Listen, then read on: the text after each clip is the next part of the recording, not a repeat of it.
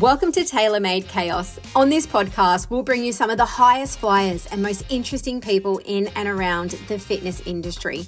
We'll talk and laugh with CEOs, franchisee groups, exercise specialists, and to those who work in sales and marketing, and will share their insights and knowledge of all things related to the business of fitness. Love what you hear? Make sure you like and subscribe to keep up to date. On with today's show, proudly brought to you in conjunction with Fit Into Shape, a small but dedicated team of fitness industry professionals, delivering on all of your fitness equipment and gym design needs.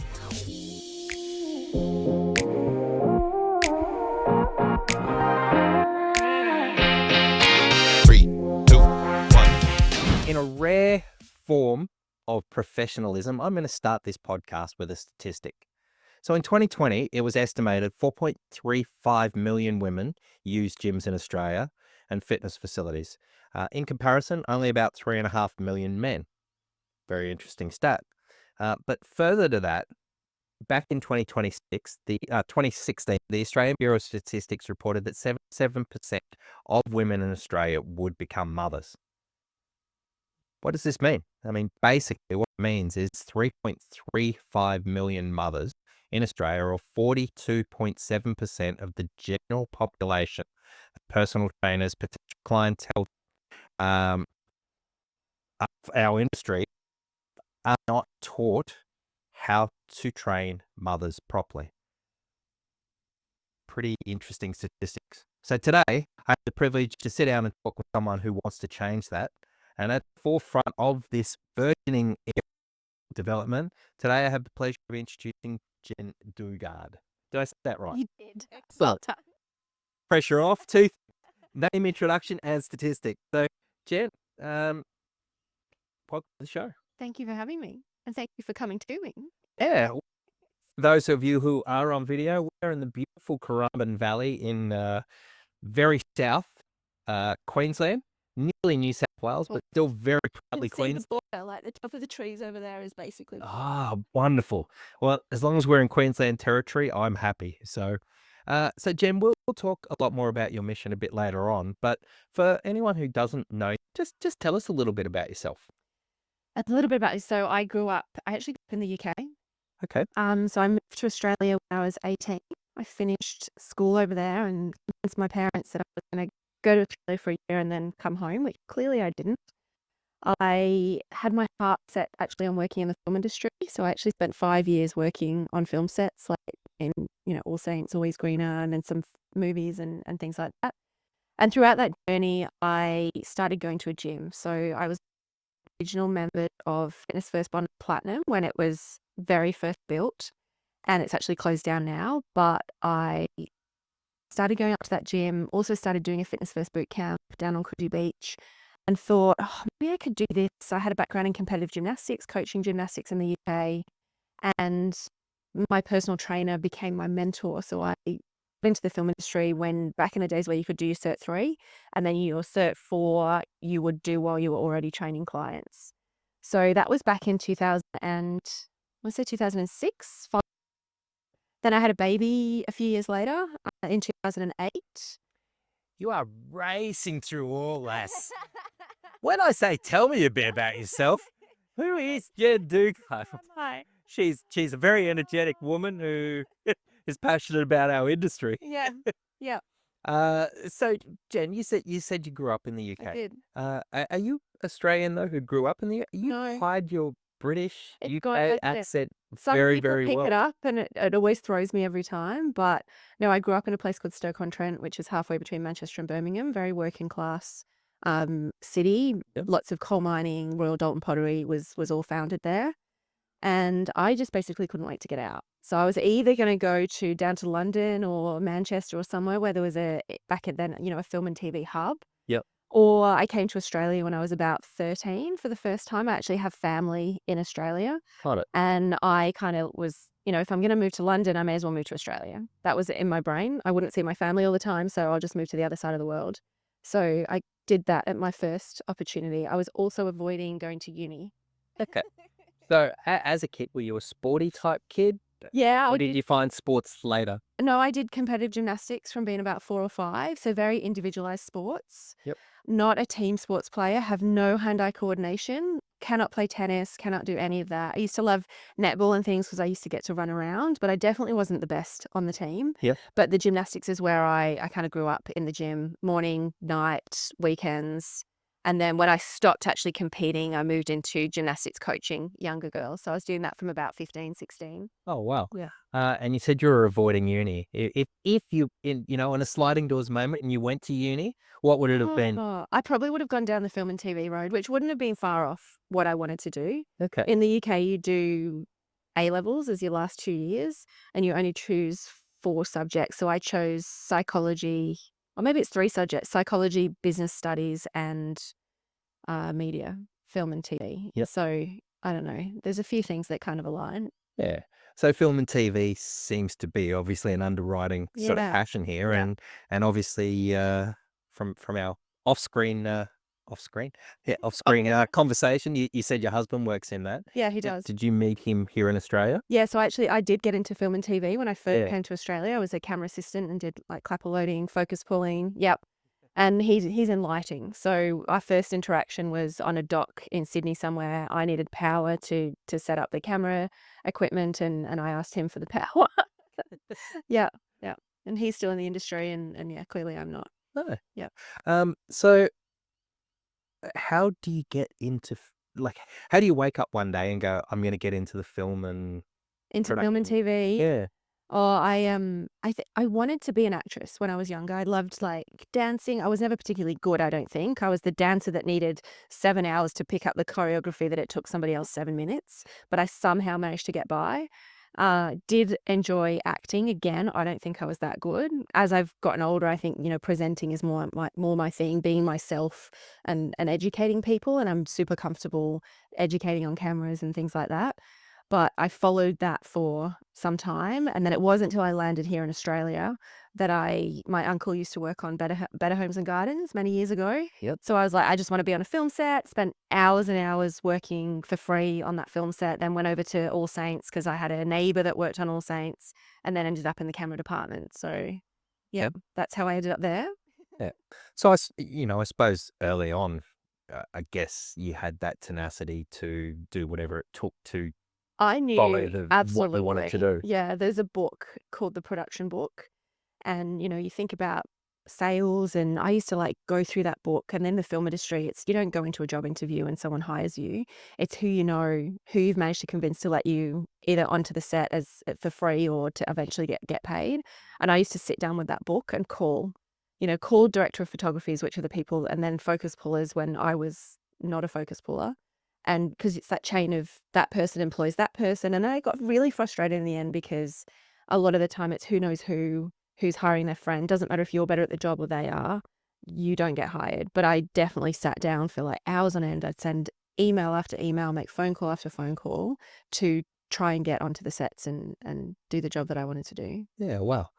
So you had some sort of success at getting onto there and Yeah. starting your way in there, Yeah. and ultimately ended up marrying your husband from there. So I guess you would say that's a successful film and television career. Yep. Yep. Good. And you said after that you kind of went into training. So were you a member at the gym? I actually How had did you decide So to I go to actually ended up, fitness? I started doing boot camp down at Coogee Beach. Yep. And then off the back of that, then I ended up as a member at Fitness First. Okay, and roughly what year are we talking here? That would have been like 2005, I reckon. Okay. So I came to Australia in 99, spent about 5 years in the industry. Yeah, so that would be about right, 2004, 2005 Yeah. in Okay. the film and TV industry. And then the transition over to Yeah. fitness, and that was kind of out of a passion for fitness or for wanting to help people, or what was it that I think drove that change? there was a couple of things. So the film industry, again, like I got frustrated with, it doesn't matter how hard I'm working at this thing. If somebody wants somebody else, they're going to choose someone else. So it was almost like you've got to wait for someone to exit the industry before you get that chance. Ironically, I did get offered another film just as I decided to do my Cert 3. And it was that real kind of, okay, you're going to take the film and continue down that road, or you're going to say no and move into fitness. And I think because I had that background in gymnastics, and it's easy to put pieces together in hindsight, right? Like if I think about, I'd been in the fitness industry in a gymnastics sense, I'd been coaching younger girls, and then I moved out here, started going down to boot camp, and then ended up, I got a personal trainer, and then through that he suggested that I did my Cert 3 and 4. Yeah. And it was just more that Circumstance that and passion, I opportunity, and it guess. kind of really aligned with where I'd been and where I wanted to go. Yeah, cool. So you got your Cert 3, you Yep. started doing boot camp So I was outside. a boot camp participant. Yep. Wanted to teach boot camp, then realized how much they get paid. So I was like, I'll be a personal trainer instead because they get paid better. Yeah, so I never actually felt There's an economic reality to our industry. because I moved out to Australia on my own. There was no living at home. Yeah. So it was like I needed to earn, pay yeah. for my life. Yeah. Yeah. So you started doing PT in fitness Fitness first. first, Bondi Platinum. Yes. Yeah. Yeah. Yeah. And how did you find that? I had a really good mentor from a business perspective. He was very much, learn the basics of being a PT from a technical perspective, and then don't do too many courses until you've got a business that runs well. So he was probably more the business mentor that would sit there and make me do follow-up calls. And he never gave me a client either, which there was a lot of mentor. What's the word? Well, they were my mentor. I was the mentee, yeah. maybe. That passed, their businesses were too busy, so they gave those people Leads. clients and leads. customers. He never gave me one lead at all. He was always, I want you to work with me, but I'm here to show you how to run a good business, not how to feed business to you, which I think was a really good thing, because if you don't learn to fish, then you can't survive in the industry or in anything really. Yeah. Yeah. I think, prospecting for clients and the industry has changed a lot, I think, in the last sort of 15, 18 years. PT was probably a little bit easier to get customers back then than certainly what it is now in some ways. But it's such a skill Yeah. that a lot of training bodies just don't teach. They want to teach you how to do a better push-up, Yeah. which is great. But now with everything that's online, AI, videos, people aren't coming to you to do a better push-up. I don't believe. I think they still want you for education, Yeah. but I think the business of being a PT is something that isn't well taught in our industry. I absolutely agree, and it's a fundamental part of what I do today alongside the pre and postnatal stuff. I think you could be the most technical trainer in the world, but if no one knows you exist, it doesn't matter. Yeah. The other thing I think a lot of PTs do is they don't understand their cash flow. They don't understand their income versus their profit. And I was one of those people. I learned some really big lessons in my kind of when I launched my business. And they also don't understand how the decisions that they're making earlier on, like whether they're not paying themselves super, whether they're not even paying themselves through a bank account, are going to affect their life as they move forward and they want to buy a house and do all the grown-up things that you don't think about in your early 20s. Taking cashies is Absolutely. When I did this for a long time, and I was lucky that, when I did get married, and my husband, our first property that we bought, they wouldn't even look at my income at all because I didn't have that track record. So Yeah, it's interesting what we do in our 20s. We could be a hell of a lot further forward if we get that advice. But we don't know what we don't know, right? And like I think what you said before is when we do our fitness certificates, no one is setting us up to run a business. Hmm. And without that grounding, you just don't know what you don't know. Yeah. I think it's why we churn through a lot of trainers. There's a lot of trainers who go and do a course, and 6 months later they're out of the industry. Yep. Um, Agreed. yeah. So early to mid 2000s. Yep. You're doing PT in Bondi. You're starting to build a successful business. How did you find it? Like, did you enjoy doing PT? Was it something that you went, yeah, I'm born to do this, or?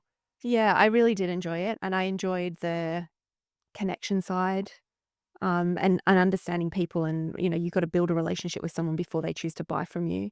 I made it my mission to like learn everybody's name. I don't have the best memory, which is quite fascinating. And I would have a book. I'd go up to a member in the gym. I'd start talking to them. I'd learn their name. I'd go write it in my book, write something about them. Then the next time I saw them, I wouldn't remember their name, but I could go back to my book and then go back and I'd have a conversation with them. And I think just little things like that, I really enjoyed. Yeah, understanding. Like, I don't know that you call it human psychology, but that connection piece attached to the sales piece, attached to then running a business and guiding people through their exercise journey. Hmm. So yeah, I really did enjoy it. Yeah. Yeah. Look, it's quite interesting you talk about that. A lot of sales training sort of things I've done over the years, and a lot of people mention, you keep a Rolodex or a Refidex or a book or whatever of customers, and it's always good Yeah. if you can't recall those things to make notes on it.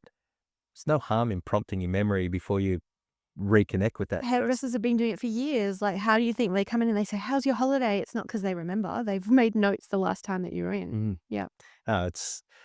It's an important small aspect that a lot of training places just don't give you that Yeah. information. So, um, so you're drifting through, you're doing PT.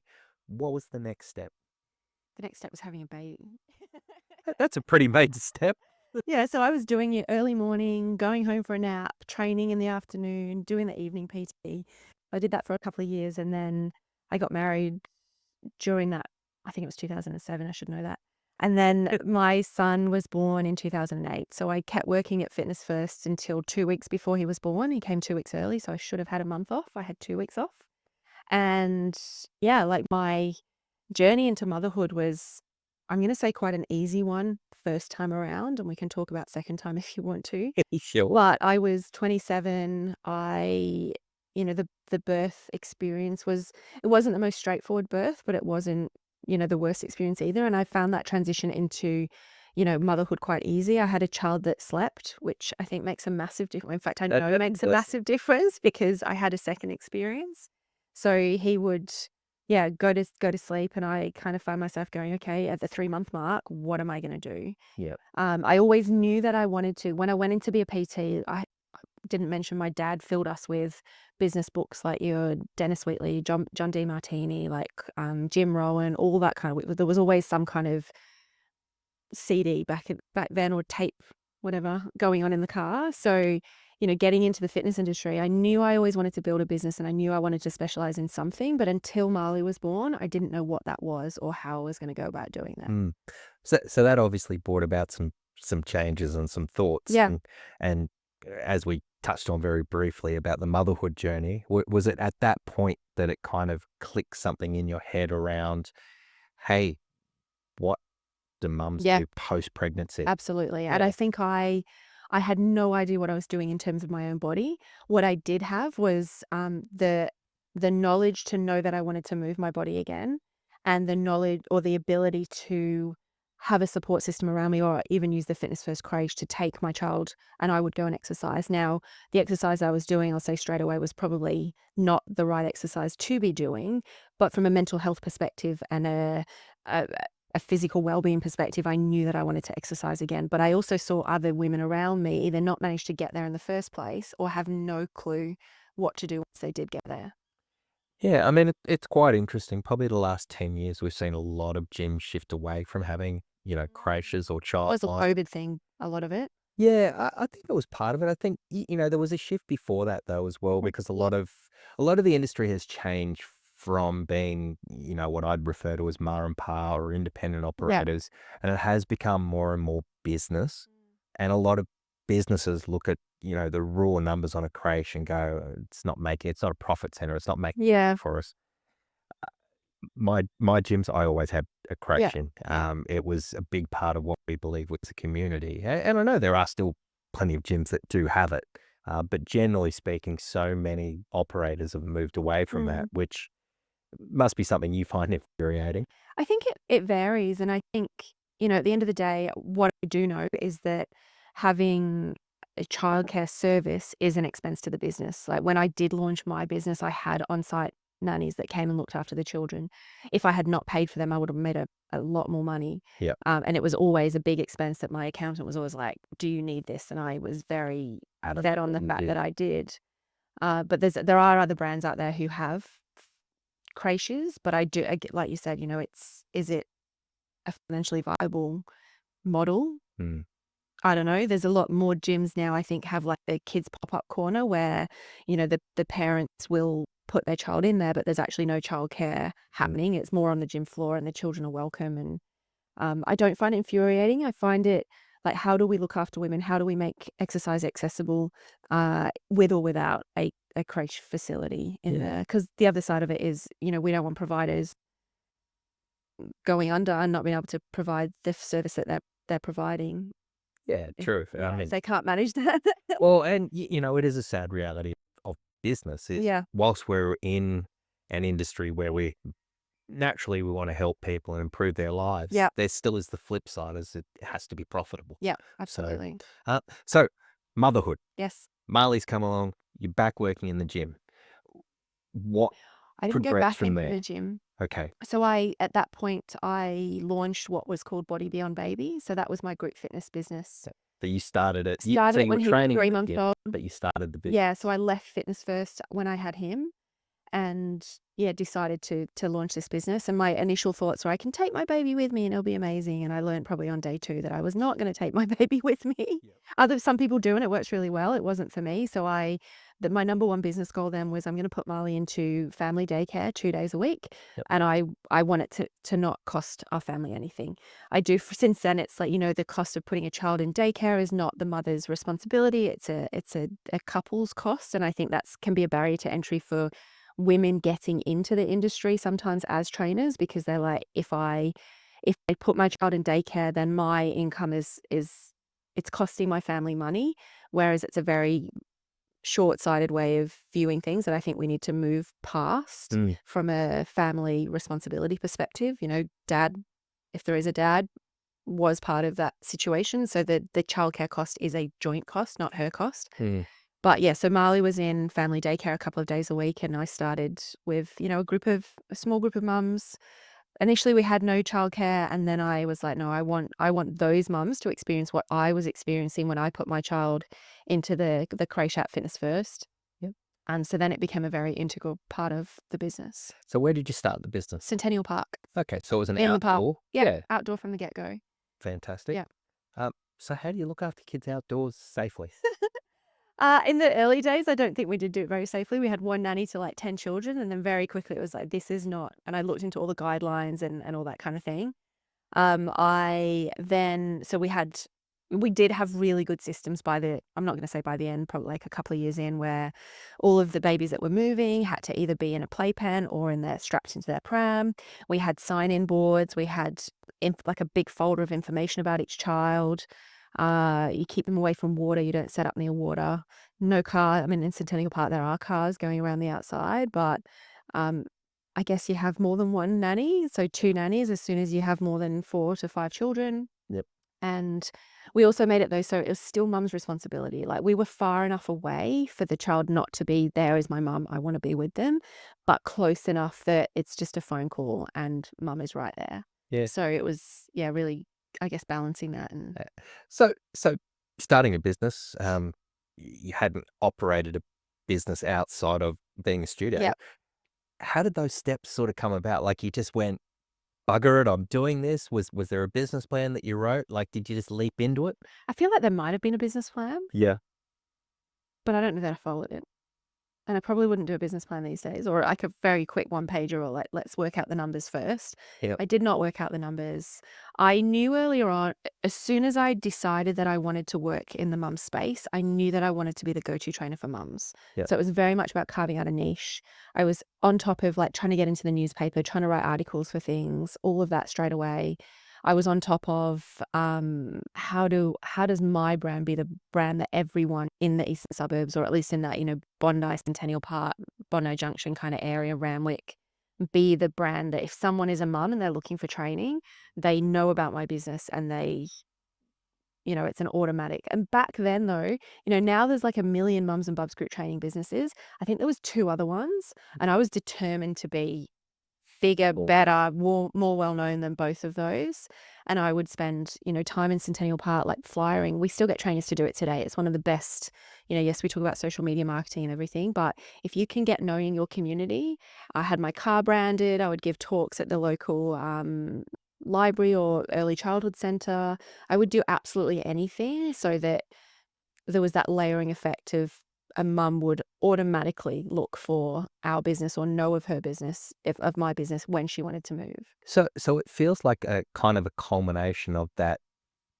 When you started out in film, you'd do anything for free, to do whatever you had to do. You'd make the phone calls, you'd do the work. It sounds like the mentoring from Fitness First all came together to make sure that you did whatever it took to make sure that the business Yep. would work. Absolutely. And it worked. It did Yes, work. It did Yep. work really well. It worked really well until I decided that I wanted to expand. And I think there was this concept, and maybe it's still around now. It's like you're doing better if you're working on the business, not in the business. Mm, It's an ego thing, really, isn't it? I think. yeah. And I think we were like, so the first 2 or 3 years, my daughter was born 2 years after the business started, who never slept, by the way. So I very quickly learnt that I was not a great mum who knew how to make my child sleep. Yep. It was my child. And then India, who you've met today, never slept. And yeah, anyway. Well, you had something that I didn't have with my two kids. You had one that slept. My One- two didn't. Yeah, I right. don't think we slept. That's awful. It was 4.5 years between them. It was about 4 years till my son started sleeping. then you had another 6 one. months later, the second one came and she didn't sleep. Yeah. And there was another probably 18 months of lack of sleep. So, Huge. How did your wife go with that? well, we're divorced. So Yeah. Well, no, like I don't want to say that was the reason, but it isn't. it does put a huge stress on Really families and Yeah. people. So And I experienced postnatal depression after India was born.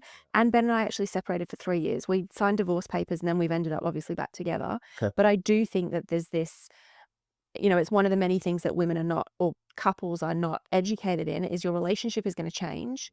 The dynamics are going to shift. You're not going to feel connected anymore, and you may or may not get through that. And I think for a lot of couples, and I don't know enough about your situation, but if you could stick it out, maybe you would come out the other side.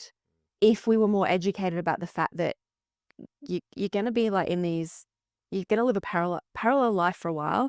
You're probably going to feel like you don't love each other anymore, or you love each other, but you're not connected anymore. And yeah, I don't know. I do feel like some relationships could survive if we just had better support systems and education around the fact that your life is changing and you might actually like each other again on the other side. our situation was different, but Yeah. we won't talk about my situation too much. This is your podcast. So you went through growing the business. Yeah. You were trying to work on the business, not in it, and that kind of led to you wanting to shift the business. Or Well, I mean, it was more that like the business was going really well. Hmm. We were turning over $200,000 for in the park group business. My personal taxable income at the end of the year for 2 years running was $14,000 because I'd started to pay everybody else, and I was working on the business. So obviously everyone else was getting paid, but I wasn't getting paid for what I was doing. Gotcha. So that was a big education in finances and understanding the numbers within the business, which is something that I try and teach.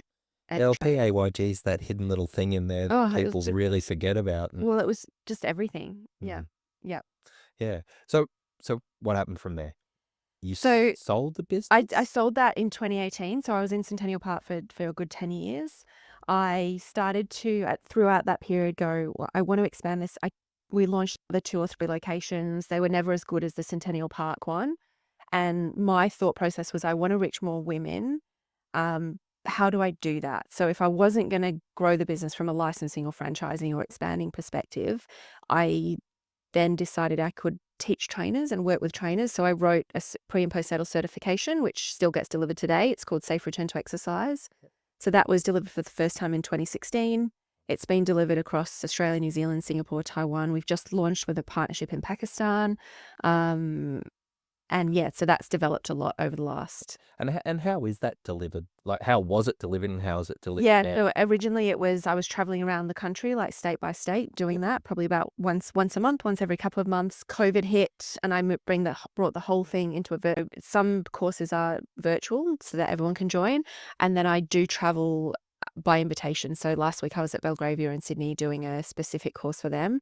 So if a gym or an environment has a certain amount of people, then we will go in and do an in-person event. But generally, it's done virtually. Yeah. Still, I mean, we're leaping sort of all over the That's place, but with that sort of delivery of in person, I found everyone used to do in person. yeah. COVID hit and a lot of stuff went online. I feel now, sort of 4.5, 5 years on, Mhm. there's this real hunger and appetite for in person again. Agreed. Is that Yeah. right? Yeah. Yeah. So do you enjoy that? Do you enjoy the dynamic of being in the I room, do. engaging? I do. I'm very aware of my energy. So when I travel and I present, I get really tired, but I love it when I'm doing it. So I just know that I can't do too much of it Yeah. from a, you know, that kind of perspective. But we have a bunch of MumSafe trainers who down the track, if that grows for us, then we could put other people into the presenting positions. Yeah. Okay. Yep. All right. So we're back. You've exited the business. Yep. You're focusing on safe return to exercise, but you said your real passion is educating mums. Well, the passion, yes, educating mums, but the way that I do Or it is educating through trainers that then work with the mums. And, throughout that kind of, removing myself from Body Beyond Baby or selling Body Beyond Baby, I started to mentor other trainers. So I had a lot of trainers say, when I thought about licensing, they would say, I want to do what you do and know what you know, but I want to build my own brand. Yeah. So I started mentoring other trainers to set up and become the go-to trainer for mums in their area. And that grew into what used to be called the Body Beyond Baby affiliate team and is now called MumSafe. So MumSafe is a community of trainers who are committed to being the gold standard of pre and postnatal trainer or and when we say postnatal, I mean through the life cycle of a mum. Yeah. In their area, and they want to grow a really solid business so that they can stay in the industry for a long time and they can have the impact that they want to have on their community, but also in their family. So, Yeah. yeah.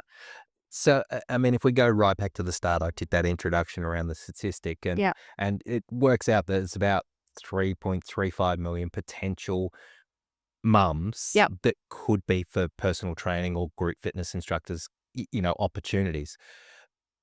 What is it that makes what you do effective, and why should those mums be looking for MumSafe certified trainers? Yeah. So the simple fact is our Cert 3 and 4 do not teach us how to work with, I'm going to say any specialized group, but there are modules on older adults working with teenagers or children, but there is absolutely no education on a general level in your Cert 3 and 4 around working with pre and postnatal mums. Yeah. Or with mums. Let's call it mums because when she's had a baby for the rest of her life, she is She's a mum, postpartum. right. Yeah. And, women are walking into gyms every single day. They're not getting screened properly. Yeah. If they're not being screened properly, then their exercise can't be tailored to what they need in that season of life. And a lot of exercise professionals will never be educated in this space unless they go seek it out. So Yeah, so it's interesting. I think, our industry has gone through for a long time. People want to talk about, body image and everything like that. And I think, a lot of mums, and I'm very much generalizing here because I'm not a mum, but a lot of mums want to get their pre-pregnancy body back. And that flinch on your face is perfect because that's the stereotype of what people believe that our industry delivers. So tell me, what is it, from a screening perspective, should a facility be looking for? can we just how talk does about the that phrase first? Because I think that it's really important that trainers remove that phrase from any goal setting language, because does she want to get her pre-baby body back, or has she been taught through the conditioning of our fitness industry that she is more worth this, she holds more value and has more self-worth if she looks a certain way? So and then she walks into a gym and a trainer that is uneducated suggests that, would you want to get your pre-baby body back? And immediately they are reinforcing the fact that she should be in that gym to become a smaller version of herself, rather than, oh my goodness, you've just had a baby. There's so much of a physical aspect to having a baby. We need to make sure your body's recovered, and we need to make sure that you're stronger and fitter. And we've got this whole menopause conversation going on, and women in menopause are being told to strength train. Well, if we've not looked after her postpartum and her pelvic floor is not right, how is she going to strength train in menopause? Yep. So we've got this whole life cycle as a mum. So going to your actual question, which was what should be on those screening forms, generally there's 3 questions. It's, have you had a baby in the last 12 months? Yeah. Have you had your 6-week checkup? Do you feel okay? So number 1, have you had a baby in the last 12 months? We already know that a postpartum journey goes way beyond 12 months. So that question is useless. Yeah. Have And you, it's generally not even in most of the questionnaires that I see. yeah, it used to be, but Yeah. yeah. Um, have you had your 6-week checkup? The 6-week checkup is not the green light the fitness industry has made it. It is the end of her postpartum care from a medical perspective. Yeah. So are you normal postpartum at that 6-week mark? If you are, yes, cool, go into the world and move forward. But she's not given any safe return to exercise guidance or safe return to movement guidance at that point. So we've got women walking into our gyms, they've had babies, they've had traumatic deliveries, they've got pelvic floors that are not working in the way that they used to. Maybe they've got abdominal separation, maybe they're not sleeping well, they've got postpartum depression, and we're not screening for any of that stuff. So it can go one of 2 ways, right? You go into a gym where you get no questions. Maybe she's leaking when she's exercising. She's got pelvic pain, but no one's asking her about it. She's potentially got postnatal depression. If her body continues to not cooperate, the postnatal depression is going to get worse. Eventually, she's going to exit that gym or fitness facility because she just doesn't feel better when she's in that. And if we zoom out on a bigger scale, the most fundamental problem that we have in Australia is not enough people are exercising. So if we're not looking after these mums, which we know are 77% of our potential, or 42.7% of our potential clientele, then we're losing women from just general exercise because we've not checked in with them. On the flip side, we could have a gym that has a proper screening. And I've thought about this a lot. It's like there's the ideal screening, and then there's the screening that's going to get her the help that she needs. And it's not that many questions that we need to determine, does she need a referral to a pelvic health physio? And then who have we got in our gym? So back in my Fitness First days, I would get given clients that walk through the door, like potential members, here, go and look after that person. Cool. Is she a mum? Does the trainer that I'm giving this member to have a pre and postnatal certification? It's not that hard to match those things up. Yeah. And on our gym floors, like I've thought about so many different ways, even in our functional training facilities where we've got mass people doing them. It's not that hard to educate our group fitness instructors or our functional training instructors to understand some basics, ask questions, offer different exercises for any women that's experienced like pelvic floor, abdominal wall, pelvic pain, whatever it may be. And then the beautiful thing is once that trainer has educated the mum, they've passed on the autonomy to her. She starts to understand what exercises she needs to change and the exercise that she needs to change it to, and their emphasis is taken off the trainer anyway. So it's in my brain. It's so simple. Yeah. Yet there's such a resistance Yeah. to it being done. Yeah, well, and I think you're 100% correct. There is always a resistance to just change in our industry, but I think education is such an important aspect that, again, so many operators, it's about the financial position. So I see a huge financial potential uplift for this. Yep. So how do we get the profit-focused, business-focused leaders in the industry to hear the message, other than podcasts or on Say the Mad Chaos? Well, I think there's 2 sides, right? I think some people just think working or having the training for our trainers or our instructors is a nice to have. And there's the mentality of, well, women are coming into our gym anyway, so it's not working. So why would we bother? So why fix something that's not broken? What we're not looking at is, when are women leaving? So could we do more research, or should we do more research? And some facilities have this information. When she becomes pregnant, does she leave?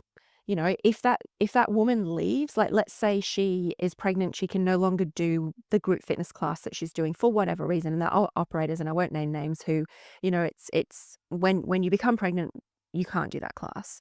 So then what does she do? She cancels her membership. Yep. Let's say she's paying $50 a week for that membership. Let's say a certification for the instructor running that class costs $1,000. I'm not very good at maths, but it doesn't take that much to 20. go, how many weeks 20. per membership have we, that is paid off in 20 weeks? For But one not member. for one member. But what if 10 members left? Yeah. It's really not that hard a financial model. I was sitting with another CEO the other day, and he told me that 67% of their members are women. So that's way tipped over that 50%. And then so 77% of that 67% are likely to become mums. And again, at what point are they exiting? And it might not be on mass, and it might not be, but if we looked at the retention and the life cycle, and when does she leave? Does she leave in pregnancy, or does she leave when she comes back because she's leaking every time she does something, and over time it doesn't feel right?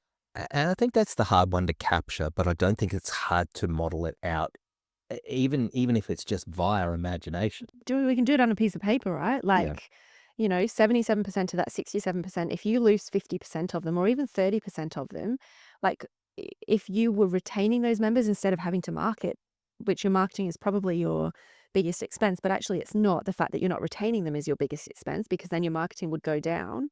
So I think we have to talk in numbers. Yeah. And then there's for me, it's just it's the right thing to do. End of story.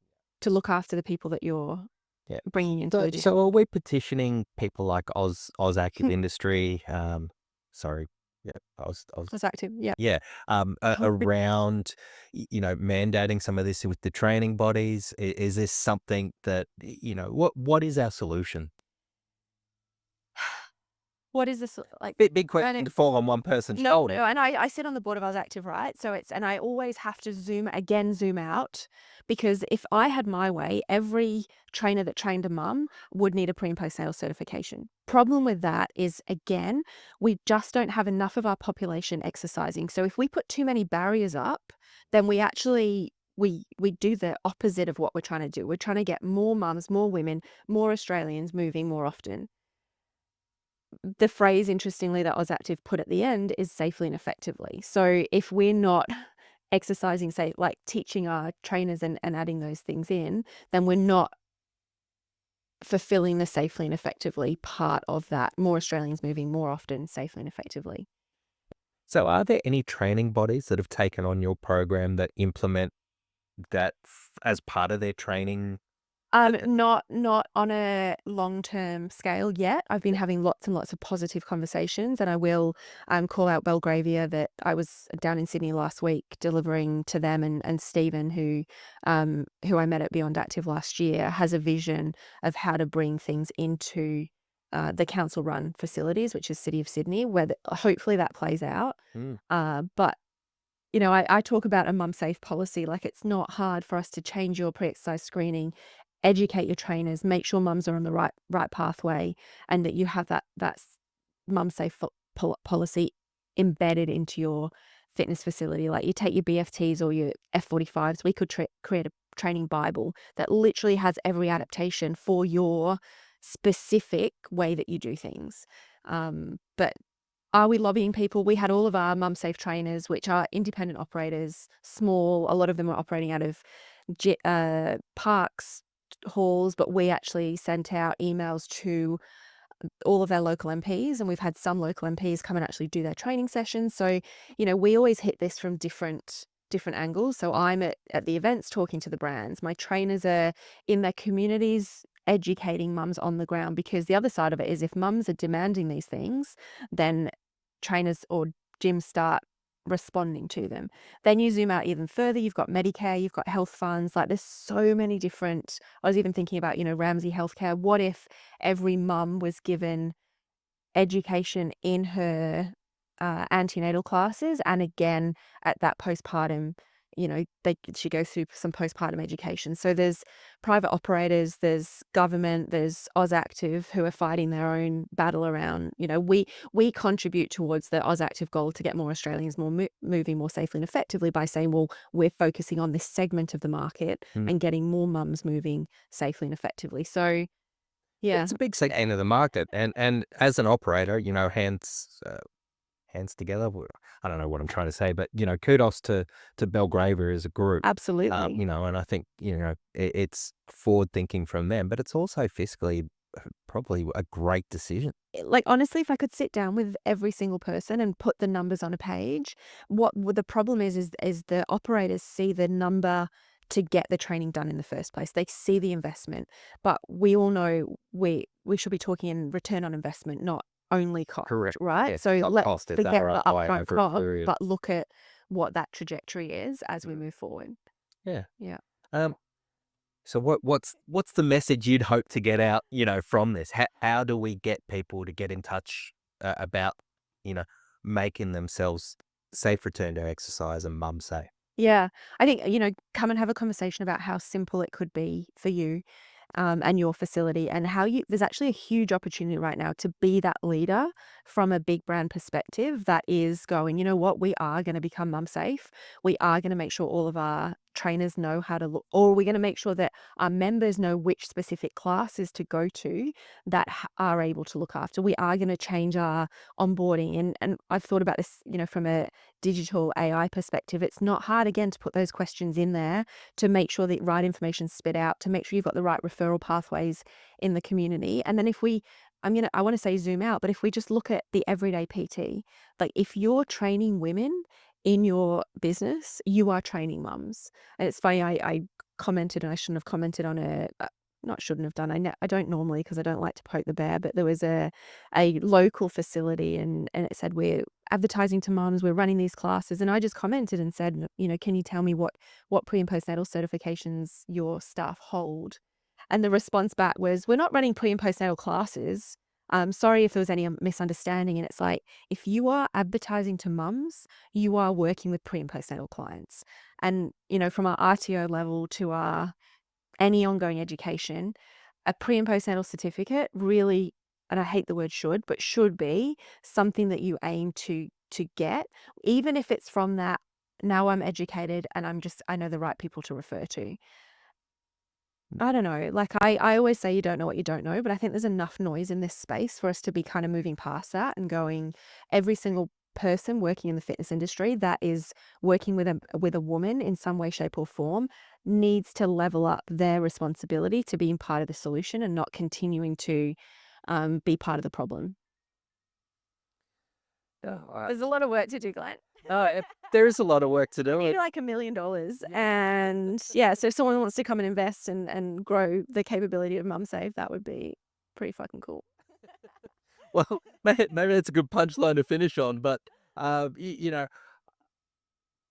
feel like, what I do on my little podcast is try and shine a light on different Amazing. aspects of the Yeah. industry. And I think, what needs to occur for both business operators from an ongoing financial sense, but also just for the wellness and the safeness and the effectiveness of our industry, is to get people to understand. And I think it's just, promoting that voice, and hopefully as many people as possible Yeah. hear it and sparks an interest. So Absolutely. And I think is what, if you start to think about the productivity of like if we can get more women feeling good about their bodies, they influence their children. Number one, we get more children moving. Number two, they get back out into the workplace and contributing towards, um, you know, the money that everyone is making. So there's so many different mental health, less impact on our mental health services if she is looked after. oh, absolutely. I think Yeah. there are so many different areas, and I think you touched on it with insurers. I think, it brings down, payouts that insurers are Yeah. paying. I think it makes people more productive. If women are back at exercising and they feel good in themselves, and they're mentally in a better place because they're exercising and all the benefits from that, they're more productive at Mhm. work. They talk to their friends, and their friends are going to be out exercising. So the Absolutely. places benefit. It makes so much financial sense Yeah. if you purely have that sort of, mentality about it. From a feel good perspective, obviously, it's just great to be able to Yeah. teach people how It to is. be safe and effective. And the risk of injury and ongoing embarrassment and the like is so much. And her Yes. longevity, like one of the biggest causes of death in women is she'll fall over, she'll like decreased bone density, she'll fall over, break a hip, end up in hospital, never come out again. Yeah. So it's just, has such an ongoing impact. Ah, absolutely. Well, it sounds like we could talk about this all day. How long have you? Yeah. What else do we need to talk about, Jen? I think we covered a lot. Okay. We covered a lot. I think we did cover a fair bit Yeah. too. Yeah. Well, I'm going to sign us out. It's been an ongoing but an enlightening conversation, and I hope it just sparks some more conversation and debate, with politicians and Ausactive and medical and so much of a flow on. So again, hopefully this voice reaches out and hits a few people, and hopefully we can get some more people, safe return to exercise and mum safe, Yep. certified type Absolutely. training. So Amazing. Jen Dugard, thank you for your passion. Thanks for what you're giving to our industry, and thanks for being a small part of TaylorMade Chaos. Likewise. Thanks, Tom. Thanks, Jen.